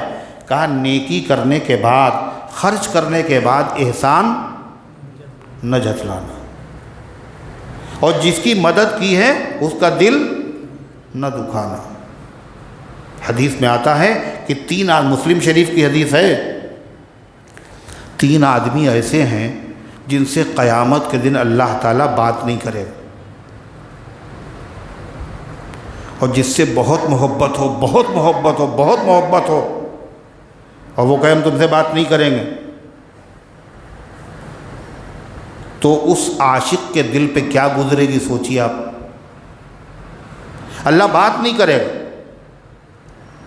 نظر رحمت سے نہیں دیکھے گا، گناہوں سے پاک نہیں کرے گا. کئی لوگوں کو 3 طرح کے لوگ. نمبر 1 المنان. منان مانے احسان کرنے کے بعد احسان جتلانے والا. اس کا مطلب کیا ہوا؟ یہ چھوٹا گناہ نہیں، یہ بہت بڑا گناہ، اللہ کو بہت خراب لگتا ہے. یہ تم نے جو کچھ کسی کو دیا ہے تو یہ تمہاری ذاتی چیز تھی کیا؟ پیدا ہوئے تو ساتھ میں لے کے آئے تھے. کچھ بھی تو نہیں تھا تمہارے جسم پہ، تمہارے ہاتھ سے خدا نے دلوایا ہے، شکر ادا کرو، تمہیں اللہ نے ثواب دے دیا، سب کچھ تو خدا کا ہے دیا ہوا، اور خدا نے تمہیں ذریعہ بنا دیا اور تم احسان جتلا رہے ہو۔ اللہ کو یہ چیز بہت ناپسند ہے۔ کوئی انسان کسی انسان کو کیا دیتا ہے؟ آدمی ایک بہانہ ہے، خدا دیتا ہے۔ انما انا قاسم واللہ یعطی، اللہ کے نبی فرماتے ہیں میں تو تقسیم کرتا ہوں، میں تو، کون کہہ رہا؟ حضور، میں بانٹ دیتا ہوں بس، میں دینے والا نہیں ہوں۔ واللہ یعطی، اور دینے والا اللہ ہے، میں دینے والا نہیں ہوں، میں تو خزانچی ہوں، میں تو قاسم ہوں، تقسیم کرنے والا ہوں۔ تو فرمائے ایک وہ مجرم جس سے اللہ بات نہیں کرے گا وہ کون ہے؟ کون ہے بھائی وہ؟ قیامت کے دن جس سے اللہ بات نہیں کرے گا، حنان نہیں، منان۔ منان مانے احسان جتلانے والا۔ دوسرا کون آدمی ہے؟ المسبل الازار، وہ مرد جو اپنے پائجامے کو، اپنی پینٹ کو اور اپنے تہبند کو پیر کے گٹوں سے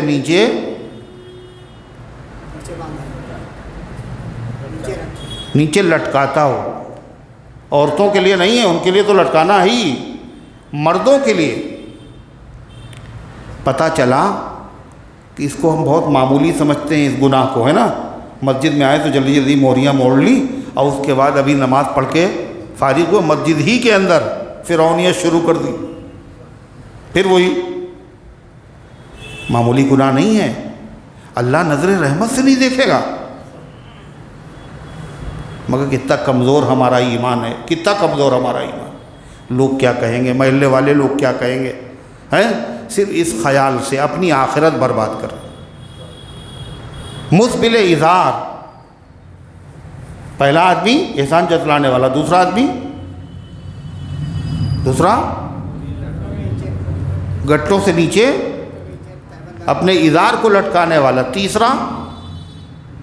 تیسرا وہ شخص ہے جو سودا بیچتا ہو، اللہ نے اسے تاجر بنایا ہو، کاروبار کرتا ہو، اور کاروبار کرنے میں جھوٹی قسم کھاتا ہو، جھوٹی قسم کھا کھا کر کے اللہ کے بندوں کو دھوکہ دے۔ اتنے کی تو خرید بھی نہیں ہے اللہ کی قسم، اور کوئی مسئلہ ہی نہیں۔ تو یہ کیا ہے؟ قیامت کے دن جو کچھ ہوگا ہوگا۔ بعض گناہوں کی سزا دنیا میں ملتی ہے، اللہ تعالیٰ ایسے شخص کی بیوی کو بانجھ بنا دیتا ہے، اولاد سے محروم کر دیتا ہے۔ تو اللہ تعالیٰ کا یہ احسان ہے۔ اللہ نے یہ بھی بتایا یہ ثواب ضائع کس سے ہوتا ہے، کیا کہا سنیے۔ اللہ فرماتا یا ایھا الذین آمنوا، اے ایمان والو، لا تبطلوا صدقاتکم، اپنے صدقے کا ثواب ضائع مت کرو۔ کیسے؟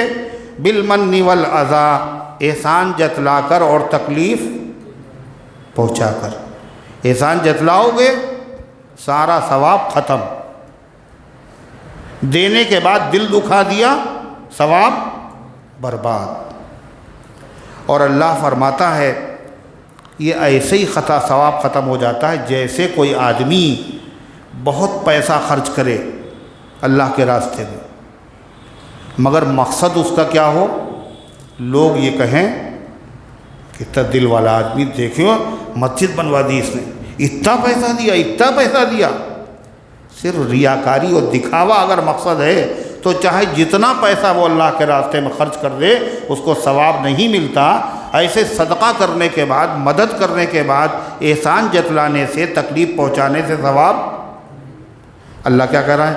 کالذی ينفق مالہ رئاء الناس، اس شخص کی طرح جو خرچ کرتا ہے اپنے مال کو، کیسے؟ رئاء الناس، لوگوں کو دکھانے کے لیے۔ تہجد پڑھتے ہیں مگر کہاں پہ؟ بالکل گیٹ کے سامنے،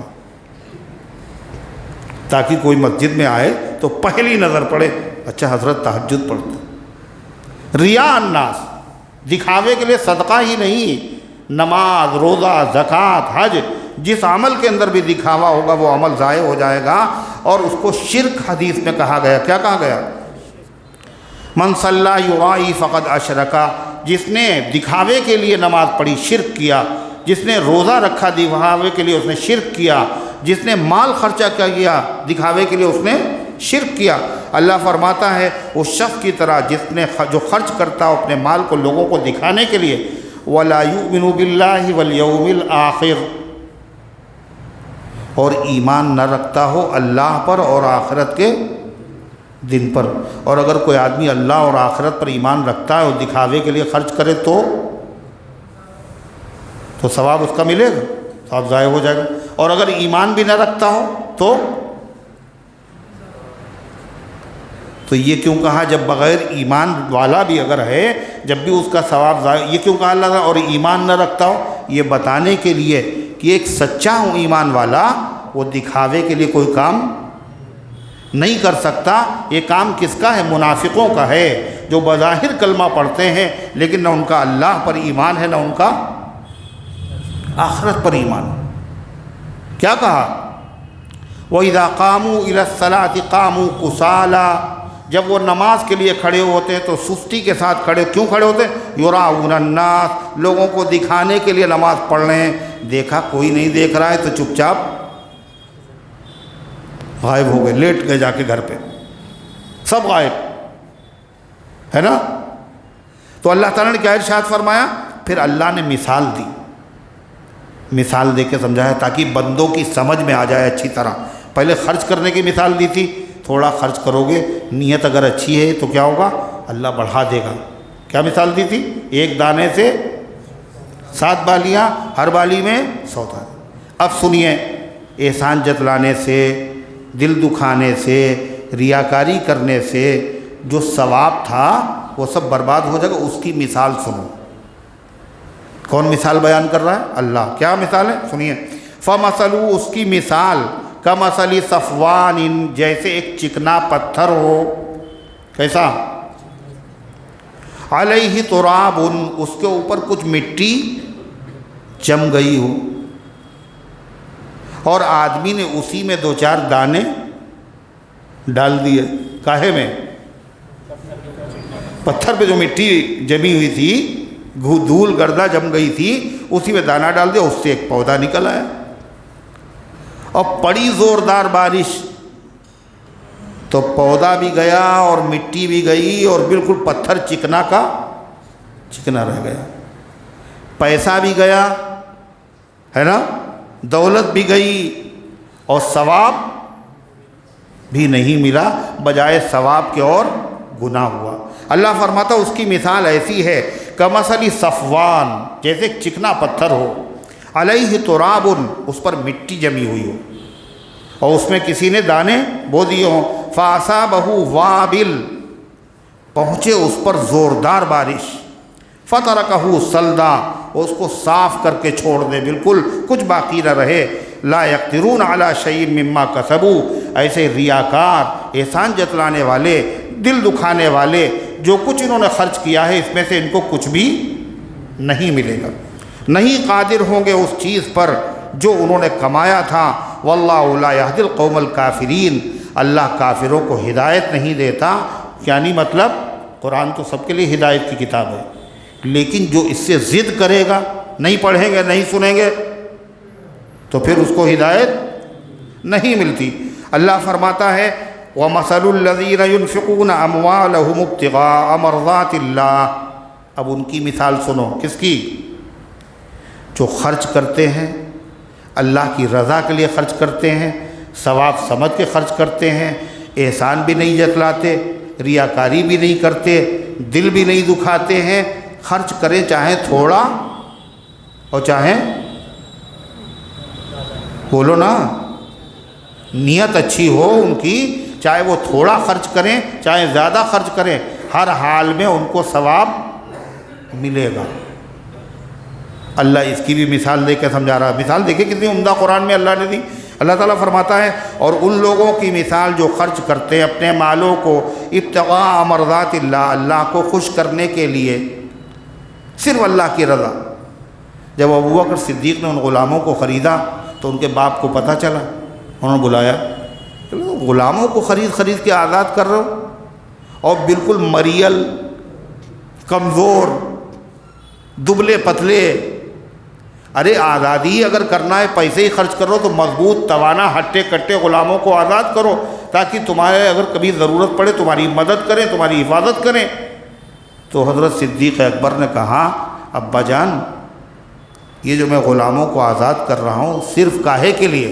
اللہ راضی ہو جائے، اللہ راضی ہو جائے. اللہ نے قرآن کی سورت نازل کی ہے باقاعدہ، سورۃ اللیل، سورہ واللیل. کس کی شان میں ہے؟ تمام مفسرین کا اتفاق ہے یہ ابو بکر صدیق کی شان میں ہے، جس میں اللہ تعالیٰ فرماتا ہے اِلَّا ابْتِغَاءَ وَجْهِ رَبِّهِ الْأَعْلَىٰ. یہ جو خرچ کر رہا ہے صرف اللہ کو راضی کرنے کے لیے خرچ کر رہا ہے. وَلَسَوْفَ يَرْضَىٰ، اور قیامت کے دن اللہ اس کو اس کا بدلہ اللہ کیا کرا. اور ان لوگوں کی مثال جو خرچ کرتے ہیں اپنے مالوں کو اللہ کو، ٹھیک ہے، جو خرچ کرتے ہیں اپنے مالوں کو اللہ کو راضی کرنے کے لیے، وہ تثبیتا من انفسہم، اور اپنے دل کے یقین کے ساتھ کہ مجھے اس پہ ثواب ملے گا، یہ نیک کام ہے. اللہ کہتا ہے ان کی مثال کیسی؟ کمثل جنہ، ایسے سمجھو جیسے ایک باغ ہو. کیا ہو؟ باغ. اور وہ باغ کہاں ہو؟ بربوۃ، وہ باغ ایک ٹیلے پر ہو، یعنی بلندی کے اوپر ہو. جب بلندی کے اوپر کوئی باغ ہوتا، کھیتی ہوتی ہے، تو اس میں دھوپ بھی اچھی طرح لگتی ہے اور ہوا بھی اس میں اچھی طرح لگتی ہے، اور پانی بھی اچھی طریقے سے بارش ہوتی ہے، سب سے پہلے وہیں آتا ہے، اور اس کے نتیجے میں کیا ہوتا ہے؟ پھل اور پھول بھی اس میں زیادہ آتے ہیں. اللہ فرماتا ان لوگوں کی مثال ایسی ہے جیسے ایک باغ ہو، اور باغ کہاں ہو؟ بربوۃ، ٹیلے پر ہو. اصابها وابل، اور پہنچے اس کو زوردار بارش، بہت عمدہ قسم کی بارش بھی ہو جائے. اس بارش سے وہ باغ کیا کرے؟ فاتت اکلها ضعفین، تو وہ دے اپنا پھل 2 گنا. اور باغوں میں جتنا پھل آ رہا ہے، اور باغوں میں جتنا پھل آ رہا ہے سو ڈبل پھل اس سے پیدا ہو. فَإِن لَّمْ يُصِبْهَا وَابِلٌ، اور اگر زوردار بارش نہ بھی ہو، فطل، تو ایسے باغ کے لیے ہلکی سی پھوہار بھی بولو کافی ہے. مطلب یہ جو زوردار بارش خدا نے کہا اس سے مراد ہے زیادہ خرچ کرنا، اور جو پھوہار خدا نے کہا اس سے مراد ہے تھوڑا سا خرچ کرنا، لیکن نیت دونوں میں اچھی ہے. اللہ فرماتا واللہ بما تعملون بصیر، اور اللہ تمہارے اعمال کو دیکھ رہا ہے. اگر تم یہ تصور کرو اللہ کو سب پتہ ہے تو تمہارے اندر اخلاص پیدا ہو جائے، ورنہ ریاکاری گھس جائے گی، عمل ضائع ہو جائے گا. اللہ تعالیٰ فرماتا ہے پھر ایک اور مثال دے کے سمجھا رہا ہے. اَيَوَدُّ أَحَدُكُمْ أَن تَكُونَ لَهُ جَنَّةٌ، اللہ کے بندو، نیکی کرنے کے بعد، پیسہ خرچ کرنے کے بعد، صدقہ کرنے کے بعد، احسان جتلا کر، دل دکھا کر، ریاکاری کر کے اس کے ثواب کو ضائع نہ کرو. اگر ضائع کرو گے تو جب ضرورت جس دن پڑے گی اس دن بہت محتاج ہوگے اور کہیں سے کام تمہارا بنے گا نہیں. اللہ کہتا ہے اس کو مثال سے سمجھو. کیا مثال؟ اَيَوَدُّ أَحَدُكُمْ، کیا تم میں سے کوئی آدمی یہ پسند کرے گا؟ کیا چیز؟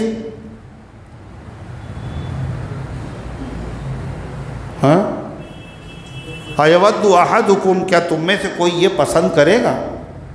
کیا چیز؟ أَن تَكُونَ لَهُ جَنَّةٌ، کہ اس کے پاس ایک باغ ہو. غور سے سنیے گا.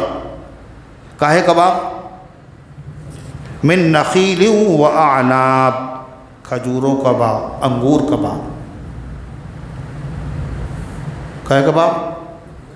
بولو بول. کھجوروں اور انگوروں کا باغ. اور کیسا باغ ہو پتہ ہے؟ ایسی جگہ پہ ہو، وہ جگہ بھی بڑی اعلیٰ درجے کی.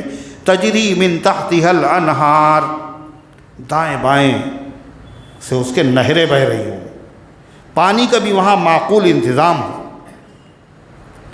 लहू फ़ीहा मिन कुल्लि समरात, और उस बाग में खाली खजूरें नहीं, सिर्फ अंगूर नहीं, हर किस्म के फल मौजूद हो। कैसे? हर तरह के फल मौजूद हो। बात ख़त्म नहीं हुई। वअसाबहुल किबर, और उस बागबान को बुढ़ापा आ गया।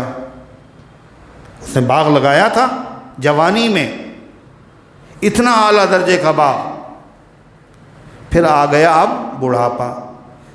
अब बुढ़ापे में अगर ये बाग ज़ाय हो जाए तो दोबारा लग सकता है।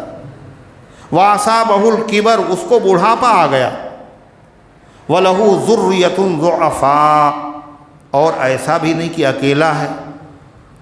अगर अकेला आदमी है तो क्या है, कहीं भी अपनी बची खुची ज़िंदगी फुटपाथ के ऊपर भी गुजार सकता है।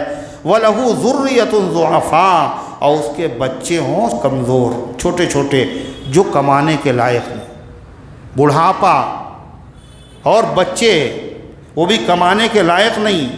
एक बाग है, और वो बाग क्या हो, फ़असाबहा इसारुन, तो पहुँचे उस बाग को एक बगोला, बगोला कहते हैं तेज़ हवा। फ़ीही नारुन, उसमें आग हो, आग। फ़हतरक़त, और वो आग पूरे बाग को जला करके राख कर दे। अब बताइए ये आदमी काबिल अफसोस है या नहीं? तुम में से कोई पसंद करेगा हमारे साथ ऐसा हो? अरे पसंद करेगा कोई? बुढ़ापा हो, एक ही बाग हो, छोटे छोटे बच्चे हों, और उसके बाद उसी से उम्मीदें वाबस्ता हों, और एकदम से वो जल के राख हो जाए। अल्लाह कहता है यही हाल है किसका? उस मुसलमान का जिसने बड़ी उम्मीदों से पैसा खर्च किया, हज किया, हज में पैसा, सदक़े में पैसा, मस्जिदों में पैसा, खैर खैरात खूब किया, लेकिन रियाकारी हो गई, एहसान जतला दिया, बच्ची पाली, खिदमत की, इलाज मुआलजा किया, शादी भी उसकी कर दी, और सारा ख़र्चा बर्दाश्त किया, लेकिन उसके बाद फिर कहा भूल गई तुम, भूल गई तुम, पूरा एहसान जतला दिया, सारा सवाब एक लम्हे में जल के राख हो। अब वो समझ रहा मेरे पास तो सवाब है, अब क़यामत के दिन जब उसे ज़रूरत होगी तो क्या होगा? वो खाली हाथ होगा। जैसे वो बूढ़ा आदमी जिसके छोटे छोटे बच्चे हों और आखिर उम्र में उसका बाग जल जाए।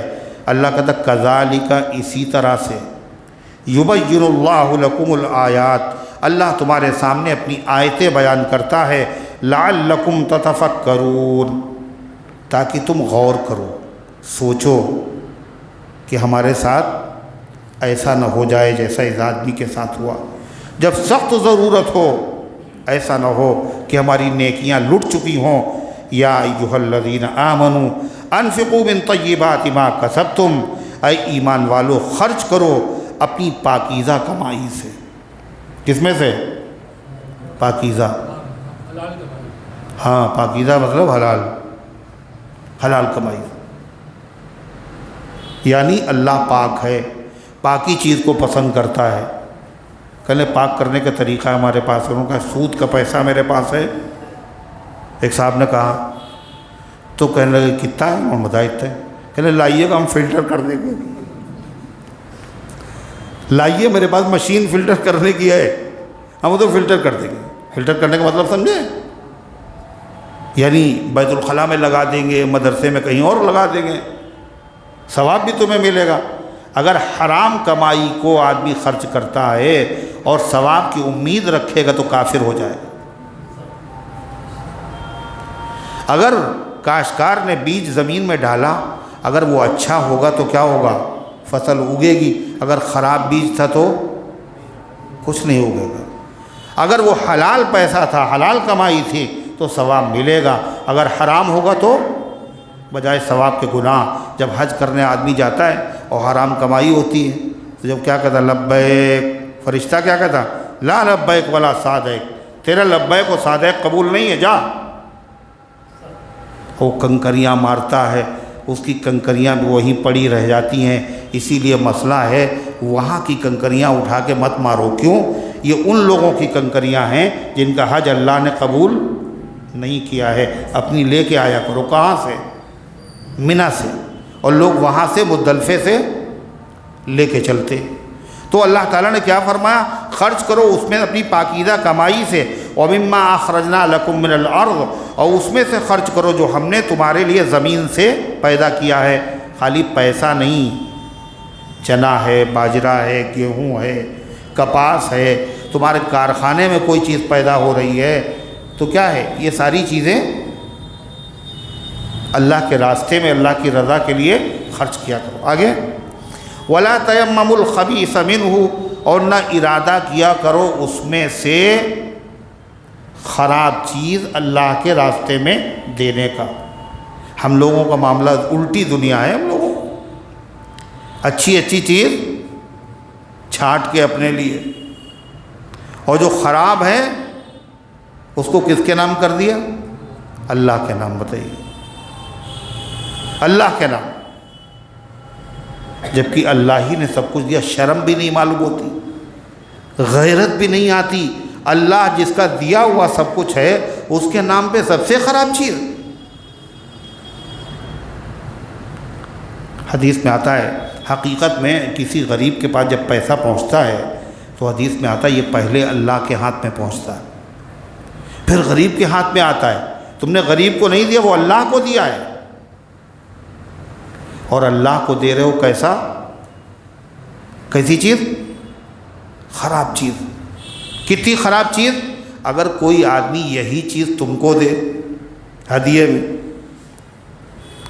شرٹ دے، کرتا دے، ٹوپی دے، مگر کیسی؟ خراب، میلی، دھبے لگے ہوئے، تو آپ لیں گے اسے؟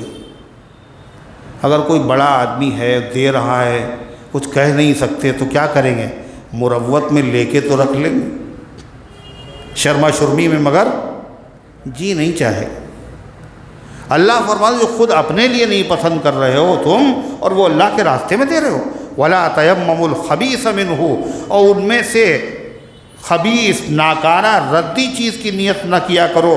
تنفقون، کہ تم اسے خرچ کرو، وَلَسْتُمْ بِآخِذِيهِ، اتنی خراب ہے کہ تم خود اسے نہیں لے سکتے، إِلَّا أَن تُغْمِضُوا فِيهِ، مگر یہ کہ تم چشم پوشی کر لو، آنکھیں بند کر لو، مروت کر لو، رعایت کر لو، لے لو۔ وَاعْلَمُوا أَنَّ اللَّهَ غَنِيٌّ حَمِيدٌ، اور یقین رکھو اللہ بے نیاز ہے، اس کو تمہارے خرچے کی ضرورت، غریب کی مراد پوری کرنے کے لیے تمہارے پیسے کی ضرورت نہیں ہے۔ واللہ الغنی، ان اللہ غنی، اللہ غنی ہے اور حمید ہے، قابل تعریف ہے۔ یہ حمید کیوں کہا؟ غنی جانتے ہیں کسے کہتے ہیں؟ غنی،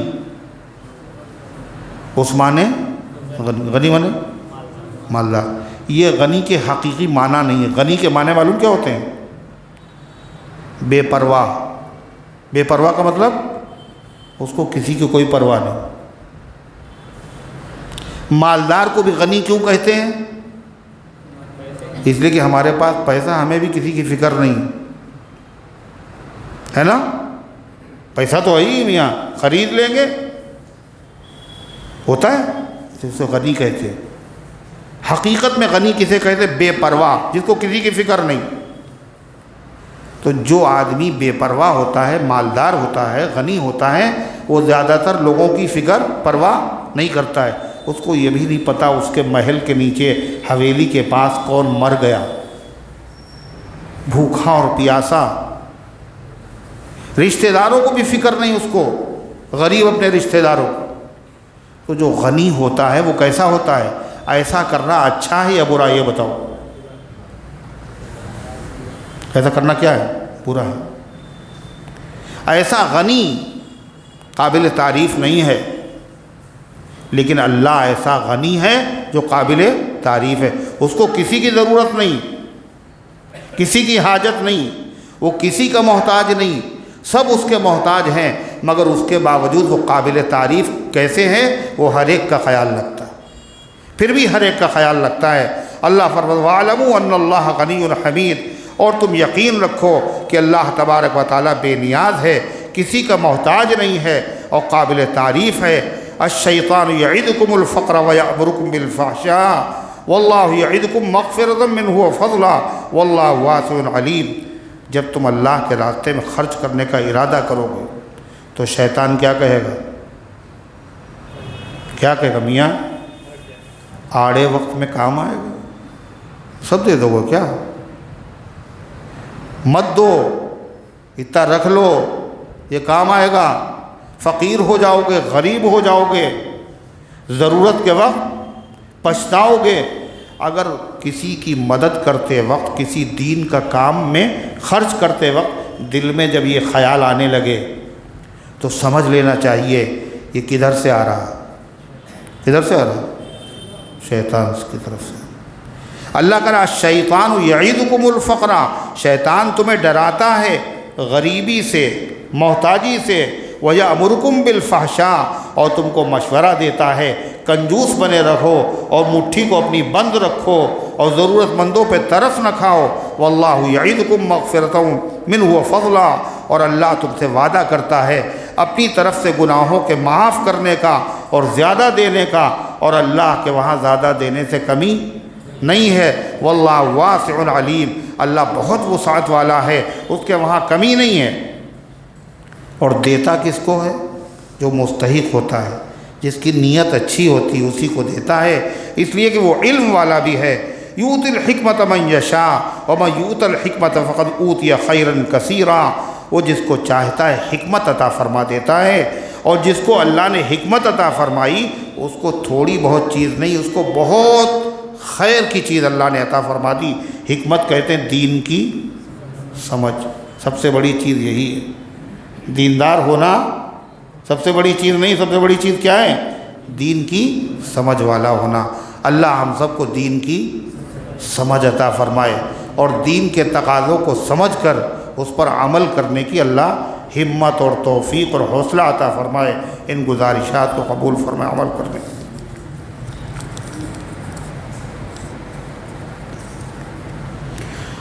اللهم صل على سيدنا وعلى آل سيدنا كما تحب وترضى عدد ما تحب وترضى، اللهم أنت السلام ومنك السلام تبارك يا ذا الجلال والإكرام۔ ربنا آتنا في الدنيا حسنة وفي الآخرة حسنة وقنا عذاب النار۔ اے اللہ ہم سب کی حاضری کو اپنی رحمت سے قبول فرما، ایمان کامل عطا فرما، اعمال صالحہ کی توفیق عطا فرما، نفس و شیطان کے دھوکے سے، برے کاموں سے، بری باتوں سے اللہ ہم سب کی حفاظت فرما، ریاکاری سے، شرک سے اے اللہ ہم سب کی حفاظت فرما۔ اے اللہ احسان جتلانے سے، کسی کا دل دکھانے سے اے اللہ ہم سب کو بچنے کی توفیق عطا فرما۔ اے اللہ جن چیزوں سے تو خوش ہوتا ہے، تیرے نبی خوش ہوتے ہیں، وہ کام کرنے کی توفیق عطا فرما۔ جن سے تو غضبناک ہوتا ہے، تیرے نبی کا دل دکھتا ہے، اللہ ایسے کاموں سے ہر امتی کو بچنے کی توفیق عطا فرما۔ عالم اسلام میں امن و امان قائم فرما، اس درس قرآن کو اپنی رحمت سے قبول فرما، تمام حاضرین کے نیک مقاصد میں کامیابی نصیب فرما، جو بیمار ہیں شفا عطا فرما، جو حاجت مند ہیں ان کی حاجتوں کو پورا فرما، جنہوں نے دعاؤں کے لیے کہا یا لکھا یا ان کا ہم پر حق ہے، یہ وہ امید رکھتے ہیں مالک، ان سب کے نیک مقاصد میں کامیابی نصیب فرما۔ آمین یا رب العالمین، وصلی اللہ علی النبی الکریم برحمتک یا رحمت۔